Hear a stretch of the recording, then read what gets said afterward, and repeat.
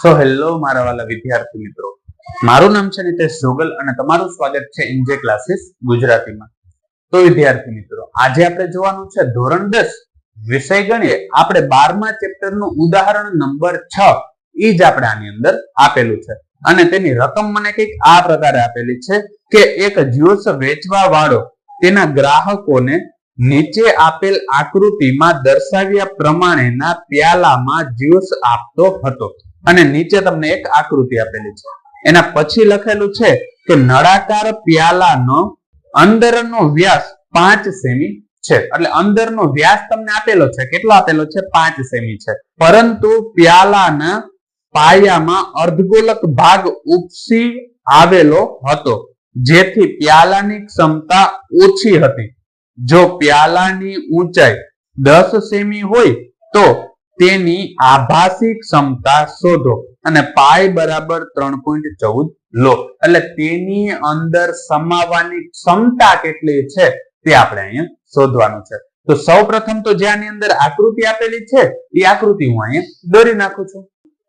તો આ પ્યાલાની જો મારે સમાવેશ ક્ષમતા જોવી હોય તો મારે શું કરવું પડશે? કે સૌપ્રથમ જે આખો નળાકાર છે એની અંદર કેટલી વસ્તુ સમાઈ શકે એ શોધવું પડે અને એમાંથી જે આ અર્ધગોલક છે એની સમાવવાની ક્ષમતા શું કરી નાખવાની? બાદ કરી નાખવાની. આ આખું છે એમાંથી નળાકારની અંદર જેટલું પણ સમાઈ શકે, સમજી લ્યો કે અત્યારે હું પાણી સમાવવાની વાત કરું તો નળાકારની અંદર જેટલું પણ પાણી સમાઈ શકે અથવા તો આપણે આમાં જ્યુસ કીધું છે તો જ્યુસ સમાઈ શકે, તેમાંથી આ અર્ધગોલક આકારમાં જેટલું જ્યુસ સમાઈ શકે એ આપણે બાદ કરી નાખીએ તો આ વચ્ચેના ભાગમાં જેટલું આવે એ આપણે મળે. તો આનો જો આપણે સાદુરૂપ આપવું હોય તો કેવી રીતનું હું અહીં લખું છું? સમાવેશ ક્ષમતા બરાબર શું થશે?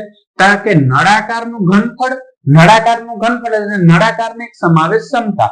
નળાકારની સમાવેશ ક્ષમતા શોધવી હોય કે નળાકારનું ઘનફળ શોધવું હોય તો એનું સૂત્ર શું છે? કે પાઈ r²h માઇનસ એમાંથી કેનું બાદ કરવાનું? કે આ જે અર્ધવર્તુળ છે ને એનું ઘનફળ આપણે બાદ કરવાનું છે.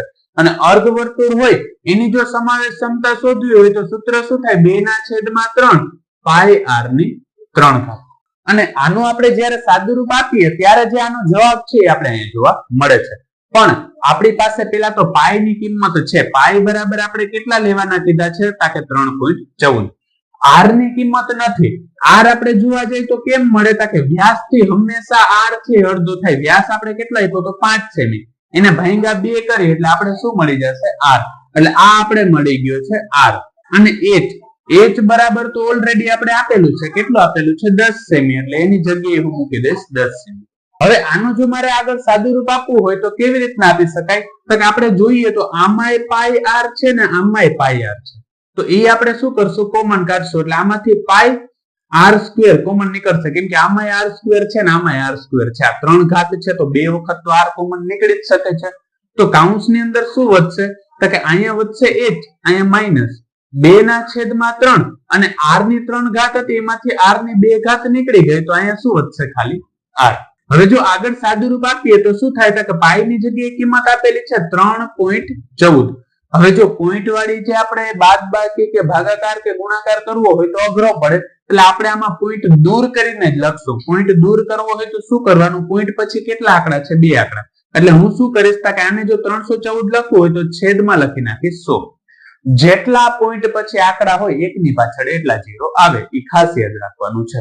ગુણ્યા અહીંયા શું આપેલું છે? r. તો r ની જગ્યાએ કિંમત આપણી પાસે 5/2 છે. એટલે હું અહીં મૂકું 5/2 ગુણ્યા 5/2.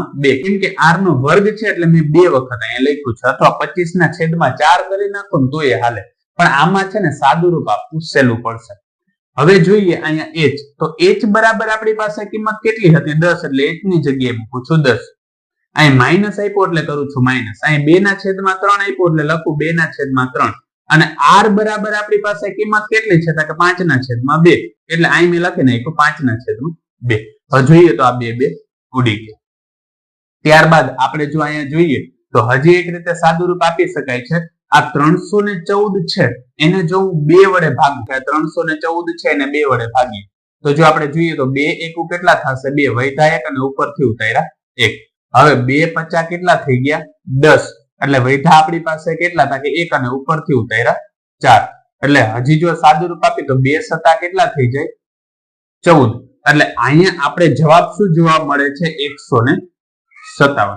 તો હવે જો આપણે આનું આગળ સાદુરૂપ આપીએ તો આપણી પાસે કેટલા વધે છે તો કે અહીંયા છે 157 ગુણ્યા અહીંયા પચું કેટલા થઈ જશે 25 એના છેદમાં આ કેટલા આપેલા છે આપણે 100 અને ગુણ્યા અહીંયા કેટલા આપેલા છે 2. ત્યારબાદ આનું સાદુરૂપ આપીએ તો અહીંયા કેટલા વધે છે 10 માઇનસ અહીંયા 5 ના છેદમાં કેટલા વધશે 3 કેમ કે બાકીનું પદ છે એ તો ઉડી ગયા છે, આ બે તો ઉડી ગયા. આગળ જો આપણે આનું સાદુરૂપ આપીએ તો હું અત્યારે એવું કરું છું અહીંયા 25 ચોક કેટલા થઈ જશે 100. પછી આગળ સાદુરૂપ આપીએ તો કેટલા વધે છે તો અહીંયા વધે છે 157 એના છેદમાં 4 દુ કેટલા થશે 8 કૌંસની અંદર. આનું જો આપણે સાદુરૂપ આપવું હોય તો છેદ સરખો કરવા માટે 3 નો ગુણાકાર 10 સાથે થશે તો 10 તેરી 30 માઇનસ અહીંયા આવશે 5 અને એના છેદમાં કેટલા છે 3. હવે જો આગળ આપણે સાદુરૂપ આપીએ તો અહીંયા કેટલા છે તો કે 157 એના છેદમાં કેટલા છે 8 કૌંસની અંદર આ 30 છે એમાંથી 5 જશે એટલે અહીંયા વધશે 25 અને એના છેદમાં કેટલા છે 3. હવે આ બે નો આપણે ગુણાકાર કરવાનો છે એટલે અંશમાં થશે 157 ગુણ્યા 25 અને છેદમાં શું થશે તો કે 8 ગુણ્યા 3. હવે અહીંયા આપણે સાદુરૂપ આપીએ તો શું થશે તો કે આ છે 157 એને ગુણ્યા હું કરું છું 25 આ બે પદ છે એટલે અહીંયા મૂકી દઉં છું 0. હવે 7 દુ કેટલા થાય 14 નો ચોકડો વધી પડી 1 5 દુ 10 ને 1 11 અને 2 એકુ 2 અને વધી 1 હતી એ આપણે જો ઉમેરીએ એટલે અહીં કેટલા થશે 3.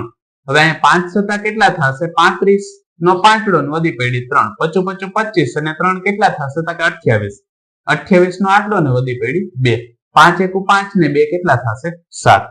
એટલે અહીંયા કેટલા વધે છે 5 અહીંયા બે નો સરવાળો કરી તો 4 અને 8 કેટલા થશે 12 નો બગડો વધી પડી 7 ને 8 ને 9 અને અહીંયા કેટલા છે 3.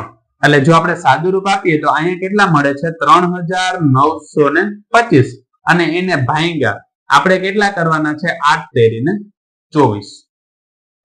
અથવા જો તમને એવું થાય કે સાહેબ અમને છે 24 નો ઘડિયો નથી આવડતો તો તમારે શું કરવાનું કે પેલા આ પદને 8 વડે ભાગી નાખવાના અને 8 વડે ભાગીને ત્યારબાદ એને કેટલા વડે ભાગવાના 3 વડે ભાગવાના. હવે જો આ જે 3925 છે એને હું ભાગું છું 3925 એને ભાગ્યા કેટલા કરીએ 24. તો પેલા તો લખીશ 24 એકુ 24 કેમ કે 24 દુ ઓલરેડી આના કરતા તો મોટા જ થઈ જશે.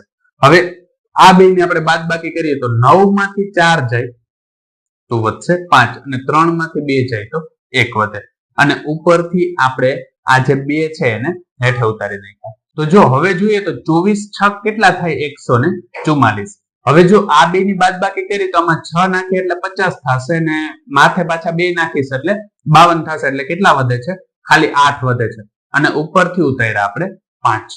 ત્યારબાદ 24 તેરી કેટલા થશે 72. હવે આનું સાદુરૂપ આપીએ તો જો 5 માંથી 2 જાય તો આપણી પાસે કેટલા વધશે 3 અને 8 માંથી 7 જાય તો કેટલા વધે છે 1. હવે જો આ ઓલરેડી આના કરતા નાના છે એટલે અહીંયા પોઈન્ટ મૂકી દઉં અને અહીંયા મૂકી દઉં છું 0. તો જો હવે જોઈએ તો 24 50 કેટલા થાય 120. હવે 130 માંથી 120 છે એટલે કેટલા વધશે તો કે 10 વધશે ને પોઈન્ટ મૂકેલો છે એટલે હજી હું અહીંયા મૂકી દઉં છું 0. હવે જોઈએ તો 24 ચોક કેટલા થશે 96 એટલે અહીંયા વધ્યા 4. તો હવે અહીંયા સુધીનો પોઈન્ટ પછીના બે આંકડા સુધી સાદુરૂપ રાખીએ છીએ અથવા તો પોઈન્ટ મૂકેલો છે તો હજી 0 મૂકીને તમારે આગળ સાદુરૂપ આપવું હોય તો આપી શકો છો. એટલે અહીંયા આપણે જવાબ કેટલો જોવા મળે છે 163.54 અને માપ આપણે બધા કેમાં આપ્યા હતા સેમી માં એટલે હું અહીંયા લખીશ સેમી ઘન કેમ કે હંમેશા જ્યારે તમે ઘનફળ શોધતા હો ત્યારે તમને જવાબ કેમાં મળશે ઘનમાં મળશે. મીટર હશે તો મીટર ઘન, સેમી હશે તો સેમી ઘન, બરાબર મિલીમીટર હશે તો મિલીમીટર ઘન, ગમે એ હશે એની ઉપર શું આવશે ઘન. તો વિદ્યાર્થી મિત્રો આજ માટે બસ એટલું જ. જો તમને અમારો વિડીયો પસંદ આવ્યો હોય તો વિડીયોને લાઈક કરીને ચેનલને સબસ્ક્રાઇબ કરવાનું ન ભૂલતા કારણ કે જ્યારે તમે વિડીયોને લાઈક અને ચેનલને સબસ્ક્રાઇબ કરો છો ત્યારે અમને મોટિવેશન મળે છે અને આ જ પ્રકારના વિડીયો અમે તમારા માટે બનાવી શકીએ છીએ. ધન્યવાદ.